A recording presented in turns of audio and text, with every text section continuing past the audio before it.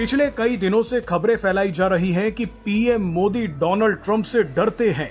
कांग्रेस लगातार ऐसे ट्वीट कर रही है। ऐसा ही झूठा नैरेटिव इजराइल के प्रधानमंत्री बेंजामिन नेतन्याहू के खिलाफ भी चलाया जा रहा है कि डोनाल्ड ट्रंप नेतन्याहू से भी नाराज है।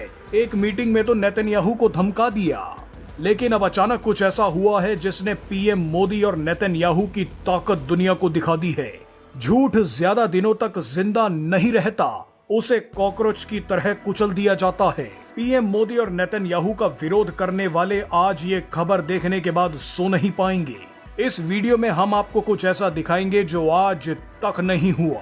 दरअसल अमेरिका की आजादी के 250 साल पूरे होने पर दिल्ली के भारत मंडपम कन्वेंशन सेंटर में एक कार्यक्रम चल रहा था। मंच पर अचानक अमेरिकी राजदूत सर्जियो गोर आए और उन्होंने कहा कि मेरे साथ फोन पर कोई है। उन्होंने फोन का स्पीकर ऑन किया। स्पीकर से डोनाल्ड ट्रंप की आवाज आई। ये सब तो आप शायद सोशल मीडिया पर देख चुके होंगे, लेकिन आपको शायद ये पता नहीं होगा कि डोनाल्ड ट्रंप ने यहाँ फोन करने से पहले एक और फोन मिलाया था। उस दूसरी फोन कॉल के बारे में आज हम आपको बताएंगे। इन दोनों फोन कॉल्स का भारत को बहुत बड़ा फायदा मिलने वाला है। सबसे पहले आप भारत में आई डोनाल्ड ट्रंप की कॉल को सुनिए। चीन में बेइज्जत होने के बाद डोनाल्ड ट्रंप को शायद पता चल चुका है कि भारत के बिना वो कुछ नहीं कर पाएंगे। इसीलिए भारत में फोन मिलाकर डोनाल्ड ट्रंप ने कहा कि मैं पीएम मोदी का बहुत बड़ा फैन हूँ।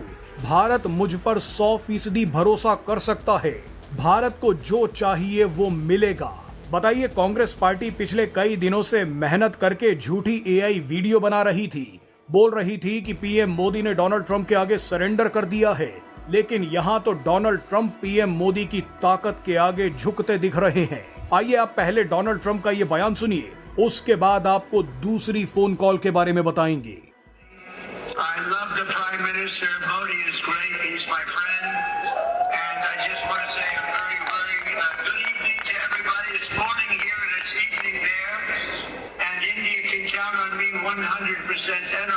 बहरहाल अब आते हैं दूसरी फोन कॉल पर। पीएम मोदी को कॉल करने से पहले डोनाल्ड ट्रंप ने एक कॉन्फ्रेंस कॉल भी की थी। डोनाल्ड ट्रंप ने सऊदी अरब, संयुक्त अरब अमीरात, कतर, पाकिस्तान, तुर्की, मिस्र, जॉर्डन और बहरीन के नेताओं को एक ही फोन कॉल पर ले लिया। डोनाल्ड ट्रंप ने इन सभी मुस्लिम देशों से कहा कि इजराइल के साथ शांति डील साइन करने के लिए तैयार हो जाओ।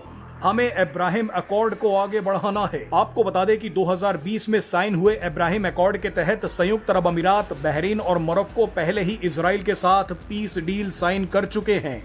लेकिन अब नेतन्याहू के प्रेशर के बाद डोनाल्ड ट्रंप ने सभी मुस्लिम देशों से कहा है कि वो इजराइल के साथ पीस डील साइन करें।